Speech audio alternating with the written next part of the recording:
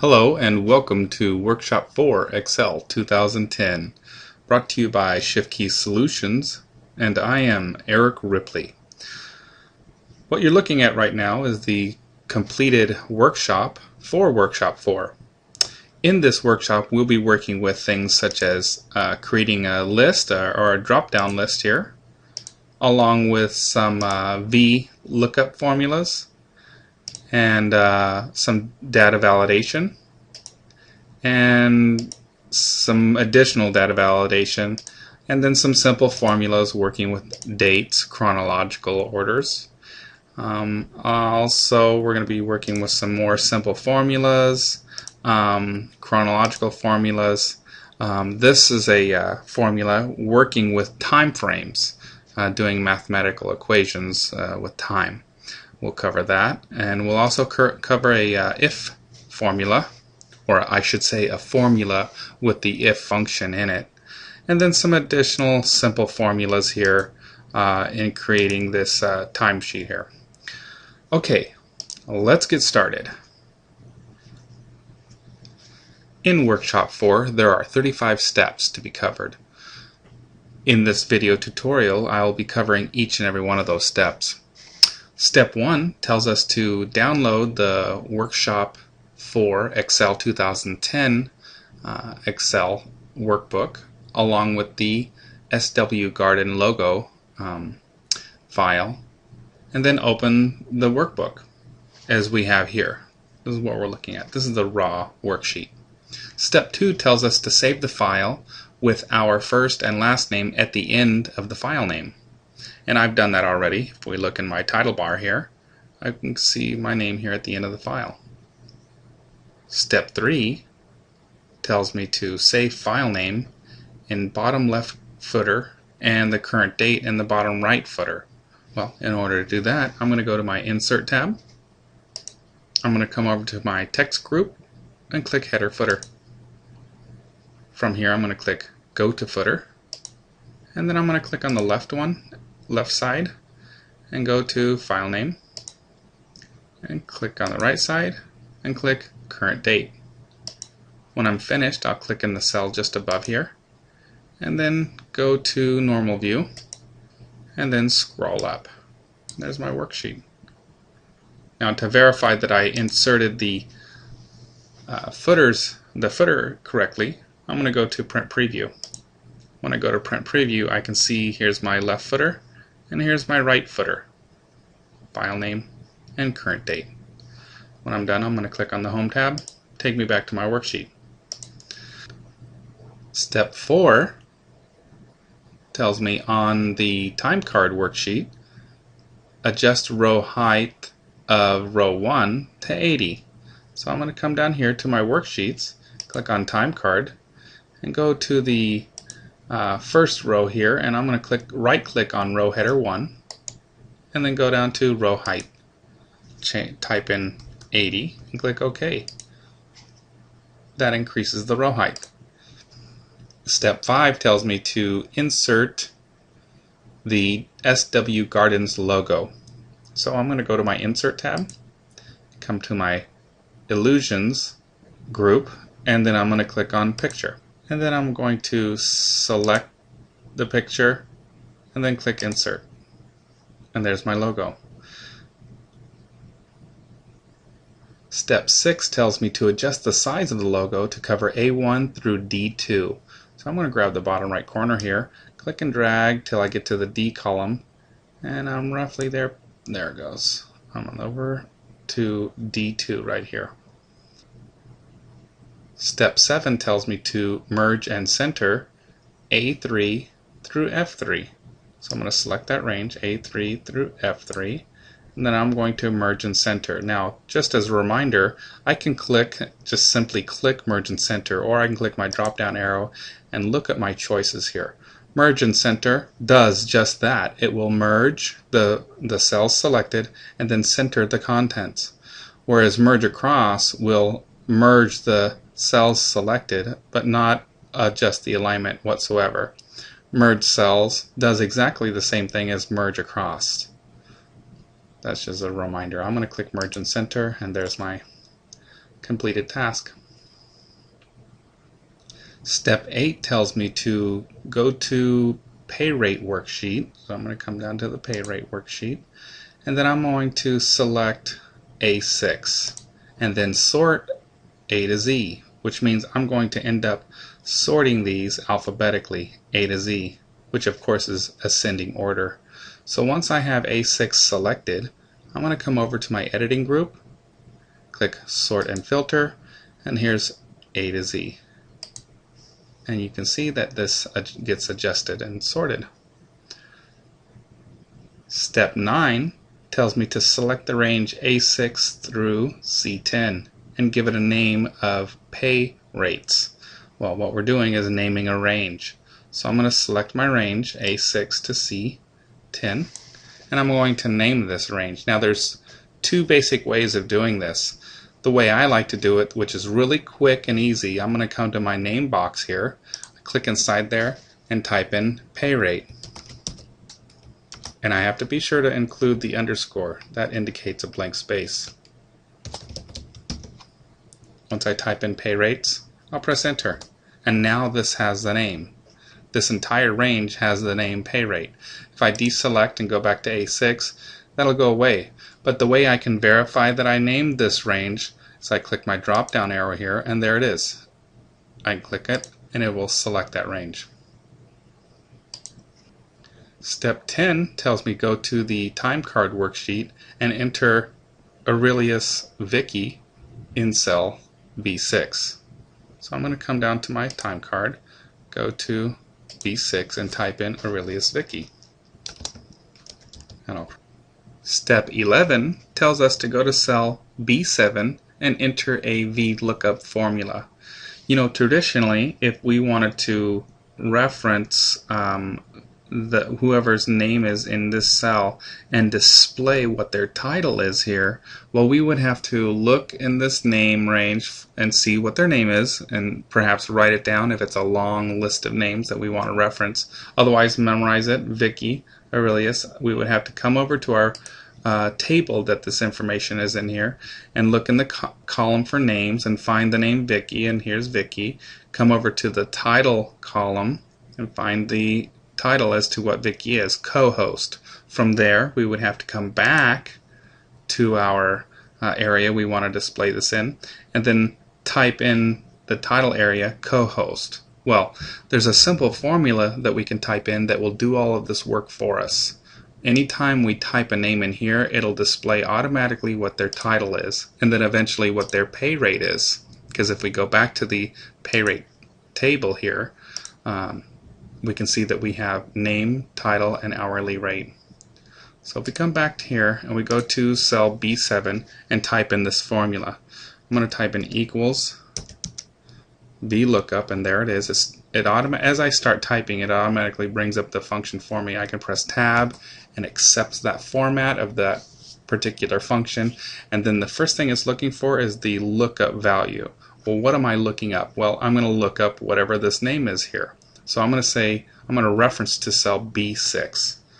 So I'm going to type in B6. Now, what I also want to make sure of, because I'm going to use this formula down below here, so I want to absolute reference cell B6. So I'm going to press F4, and it absolutes that cell reference. Then I'll put comma, and it's asking what table array do I want to reference or look in. Well, I want to look in pay rates table array, because if I remember correctly, we just named that range pay rates. So I'm going to type that in, pay rates, and remembering the underscore. Okay, and see, as I start typing, it automatically appears there. I can press tab, it accepts it, and then I'll put comma, and it says column index number. What column index number means is I want to reference what information do I want to pull from that table array in from which column, and it's going to be the second column. I'll type 2 and then in the formula and then press enter. And there it is. It does exactly what we were doing manually, but automatically does it for us now. The second part of step 11 tells us to enter in cell B6. We're going to type in Tang Davis.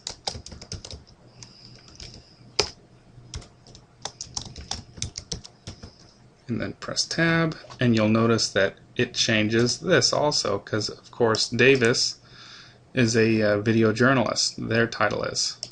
Step 12 tells me to fill down the formula that's in B7 down to B8. Once I fill that down, I'm going to change the column reference from 2 to 3. So let's fill this down, and if I fill it down and leave it like that, it's pulling the information from the second column. Well, I'm going to come to my formula bar here and change my 2 to 3 and then press tab. And you'll see it changes that for me. Step 13 tells me to format cell B8 to a comma style. So I have it selected. I'm going to come to my number group and click comma. Step 14 tells me to widen column B to 13.5. So I'm going to right click on the column header B, go to column width, and type in 13.5. Press enter, and I'm all done. Step 15 tells me that on the time card worksheet I want to type in 1/4/09 to represent a date. So let's type that in.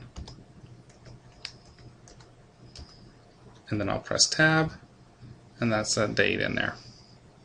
Step 16 tells me to go to cell B12 here and enter in some simple formulas that'll calculate what the date is for Monday if this date is Sunday. Well, we happen to know that. If we're typing this in, we will have known that this date is Sunday. So I want to add the next day, which is Monday. So I'm going to put in a formula here called, it's going to be a simple addition. It's going to be equals B9 plus 1. And so I go from the 4th to the 5th. Now here in cell B13, I'm going to type in equals B12 plus 1. Now from here I can use the magic fill handle here, fill it down to Friday, and now all of my dates are entered. Step 17 tells me to merge across cells B6 through C6, B9 through C9. So I'm going to select these ranges, B6 to C6, and then I'm going to press Control and click B9 and C9. I click and drag there. Once I have those ranges selected, I'm going to come up to my Merge and Center and click my drop down arrow, and there's my merge across. If I click that, it merges those cells now. If I go back to select these cells, I can see it's now one cell. Step 18 tells me to format cell B9 with a date of March 14th, 2001 and align it to the left. Well, March 14th, 2001 is a format style. To find that, I'm going to come to my number group and click my dialog box launcher. And when I do, I see that I have dates selected automatically because I'm on a cell that has a date format in it. From here I'm going to go in the type window and scroll down a little bit until I find March 14th, 2001. Now before I click OK, I'm going to come to my alignment tab, and here under horizontally click the drop down and choose left. And then click OK, and I'm all done. Step 19 tells me to fill color green accent 3 lighter 60%. Two cells B6, B9, C12 through F16. So let me select these ranges. I'm going to select B6, B9, and then the range C12 through F16. Once I have them all selected, I'm going to come to my fill color drop down and come over to green accent 3 lighter 60. Click this and then deselect, and I can see that that is now that color. Step 20 tells us to copy the range A4 through E21 from sheet 3. So let's go over to sheet 3, select the range A4 through E21, and then I'm going to right click on it and choose copy, and I get the marquee going around that area. I'm going to come back to my time card worksheet, and I'm going to go to J3, and it tells me to paste that range I just selected to the range of J3 through N20. Well, quite frankly, I don't have to have this selected. I simply have to go to the first cell in the range. Once I'm in this first cell in the range, I'm going to right click and choose paste. Paste values. When I paste it, it fills the range it should be in. The next step is to move the range J19 through N20 to the left one cell, basically I19. So I'm going to click the border and drag it to the left. And that was easy. The next step is to format I20 through M20 with bold, bottom border, center, middle alignment, and text wrapping. So I'm going to select this range, come to bold, bottom border. I'm going to click my drop down arrow here, and there's my bottom border. Center, middle align, and text wrap. It tells me to merge and center I19 through M19. So I'm going to merge and center this, and then I'm going to bold it. It's that simple. Step 21 tells us to widen columns J and K on the time card worksheet. So I'm going to select J and K and widen this to 18. So I'm going to right click on the header, go to column width, and type in 18. Then press enter, and it widens that area for me. It goes on to tell me to copy the logo in cell A1 to cell J1. So I'm going to select this, and one of my little tricks I like to do is once it's selected, I'm going to press Control, and I'm going to click and drag this over to J1. It's that simple. Once I have it in this location, I'm going to modify the borders here until it extends over to L2. Well, I can see it's already down to 2, so I'm going to drag this over to the right a little bit, and there it is. Step 22 tells me to merge and center cells J3 through L3. So I'm going to select J3 through L3 and merge and center. The next step is to bold J3, J4, and J6 through J9. So I'm going to select these ranges first. J3, J4, J6 through J9. Once I have them all selected, I can simply click bold. Step 23 tells us to type equals B6 in cell K6. So I'm going to type equals B6 and then fill down this formula down to K8. And what I'm doing is pulling over this information over to this side. When I'm done, I'll click to deselect. The second part is to go to K9 and type in equals L17. And I'll press tab. Now, I will point out one thing, that this formula here, it's referencing nothing right now. Well, in a moment when we're finished, there will be information here that will populate in here for us. Step 24 tells us to format cells K8 through K9 as a comma style. So I'll select this range and choose comma style. And then in K12, I'm going to type a simple formula of equals B12. And then fill this down to K16. After I fill this down, I want to format this range with the same format I used for B9, which is going to be March 14th, 2001 format and align to the left. I have this selected, and I'm going to go to my number group here, click my drop down. I have date already selected. I'm going to scroll down until I find March 14th. And after I do this, I'm going to go to my alignment tab, change my horizontal to left, and then click OK. And now it's formatted. It goes on to say in cell K4, I'm going to type in equals K16. And that pulls out the week ending date. So I'll press tab, there's that date.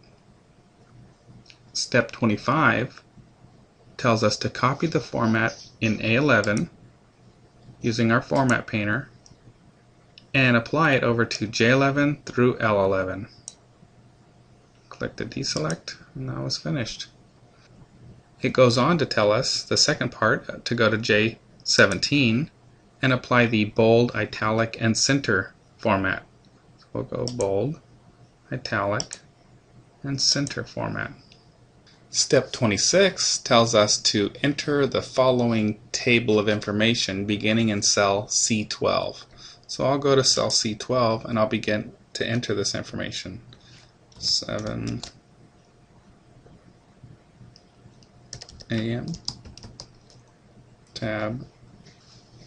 Step 27 tells us to create a formula that will determine the total hours worked. Well, this is going to be a little involved. We're going to go to cell L12 and do some calculations with these times. So I'm going to type in equal, and then I'm going to do two open parentheses here because I'll have two close parenthesis formulas within this.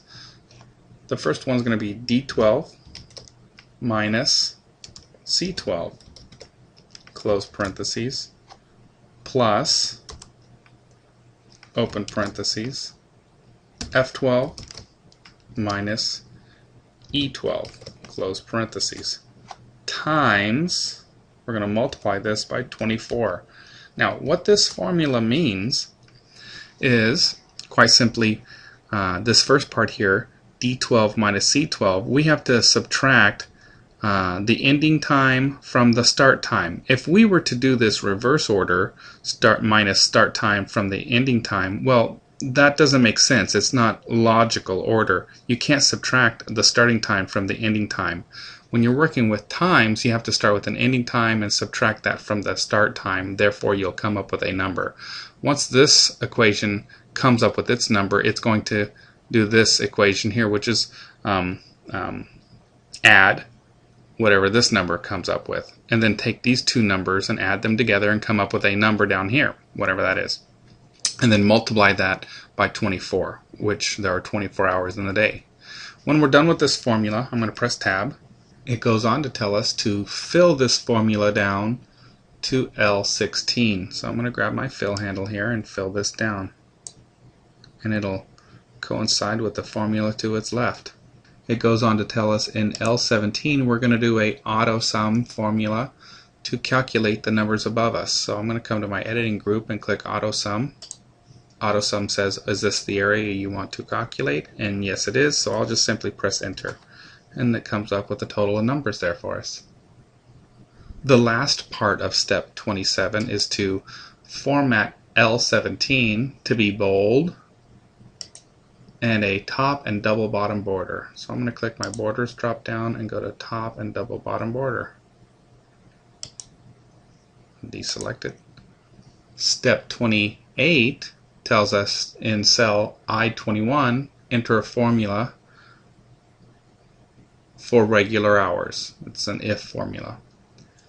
In cell J21 type in a simple formula. In cell K21 yet another simple formula to determine regular pay, and then go on to do a overtime pay and a gross pay formula. So let's go to cell I21, and we're going to do a very simple if formula. We're going to do equals if, I'll press tab, if L17 is greater than or equal to 40, then 40.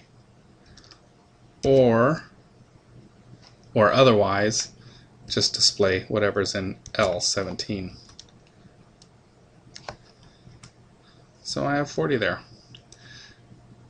For the overtime hours, it's going to be even simpler. It's going to be equals L17 minus I21. Regular pay is going to be equally as easy. It's going to be equal sign I21 times K8. Up here, K8 for pay rate, and then press tab. Now it goes on to tell us to do some formatting at this point.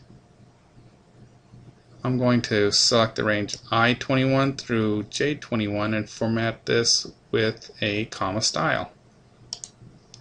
I'm going to select K21 through L21 and apply a counting format.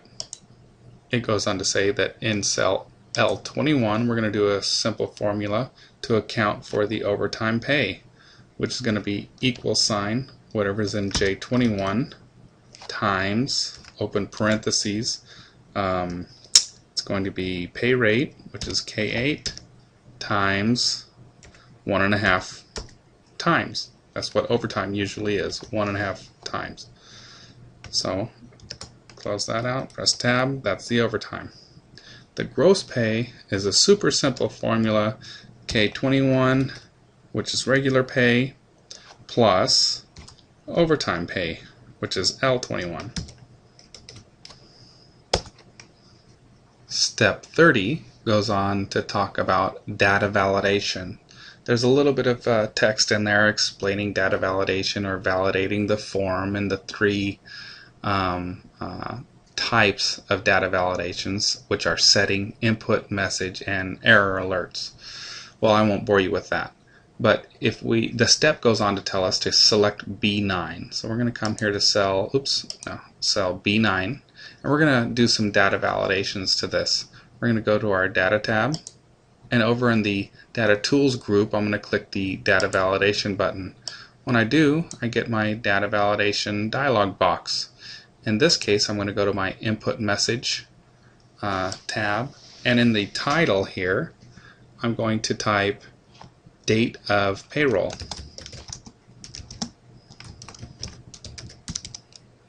I'm going to press tab, and in the input message I'm going to type, when I'm all done typing I'm going to come over and click OK, and making sure that the show input message when cell selected is selected, and then click OK, and there's my message box. Now this step goes on to tell us to move this message box to the range of C4 through E10. C4 here through E10 down here. Well, you might think, well, how the heck do I move this? You simply put your cursor on it, click and drag, and drop it in that area, in that range. So whenever this cell is selected, this is going to display. If I click off, it's gone. If I click this, it's back. Now, something to keep in mind, that any other validation message that you enter in anything else, and we will enter one here, it will also display there. Step 31 tells us to select cell C12 and enter a data validation. The data validation is as follows. We're going to go to our data tab, data tools group, and click data validation button. From here I'm going to click on my settings tab, and then I'm going to click my drop down arrow for allow and choose time. So only time will be allowed in this cell. Make sure that it says between, and down here I'm going to click in 6 a.m. that is, type that in. I'm going to press tab and put in 10 p.m. When I'm finished with that, I'm going to click my input message tab, click in the title text box, and for the title of this we're going to put in starting time. Press tab, and in the input message text box we're going to type the following information. When I'm finished typing the input message, I'm going to go to my error alert tab. I'm going to make sure that the checkbox is selected and the style stop is selected, and the title of this I'm going to put in time not valid.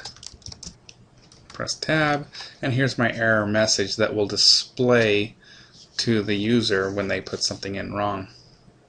It is as follows.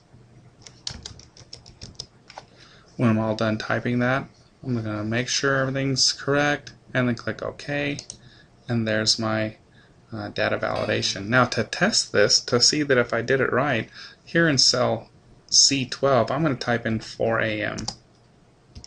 and then press tab. Oop, look at that. There's my error message. There's my title, time not valid, and here's what's telling me, the user, what to do. So if I want to retry it, I'll click retry and it'll allow me to type it in again. So let me say I put in 5 a.m. because I didn't read it closely or whatever the reason. Press tab. Nope, that's still wrong. Well, if I want to give up, I'll just simply click cancel and then it'll take it back to the original. Step 32 tells us to delete the content in cell B6, B9, C12 through F16. So I'm going to select these ranges, B6, B9, and then the range C12 through F16. With that selected, I'll press delete, and it'll remove that information. Pardon me. As you can see, it did remove it, and these are all not available. But my data validation remains there and here, as you can see with the message. The next part of our worksheet is to create a drop-down list here for cell B6. Well, before we can do the drop-down list here, we have to do a few steps. So step 33 tells us to go to the pay rates worksheet, select this range A5 through A10. Then I'm going to go to my formulas tab, and over here in the defined names group I'm going to click create from selection, and I'm going to make sure that the top row checkbox is selected. Click OK, and then I'm done with that. From here I'll go back to my time card worksheet. Here in cell B6 I'm going to go back to my data tab, validation, and from here I'm going to go to settings, and in the allowed, click this drop down, choose list, and in the list source I'm going to type in equal name and then click OK. Now after I type that in, here's my drop down arrow. I'll click this and look at that. There's a list of names. Now this list is short only because the list it's referring to is short. It could very well be hundreds or thousands of names to choose from. So as we can see, the title and the pay rate, this is all blank right now. So is some information over here until I choose one of these people. From here I want to test this out. So let's choose Philip here. When I click Philip, it populates this information for us. Okay. And now we're nearing the end. Our last step of the worksheet, step 35, it tells us to change the orientation of our worksheet to landscape. So I'm going to go to my page layout tab. Here's my orientation, and here's landscape. Now there's some things not included in the worksheet that we should really do in real life, and that is go to our page setup dialog box here, and if we here in the page tab, we need to change this to fit to. It always keeps it nice and clean. If I click fit to and then go to print preview, I can clearly see that it fits all in one sheet. Oh, and it looks like I forgot my footers. So let me go to my insert tab, header footer, go to footers, left side, file name, right side, current date, close this out, normal view. Now let's take a look in print preview. Okay, there they are. Okay, thanks for watching, and hope to see you again soon. Take care.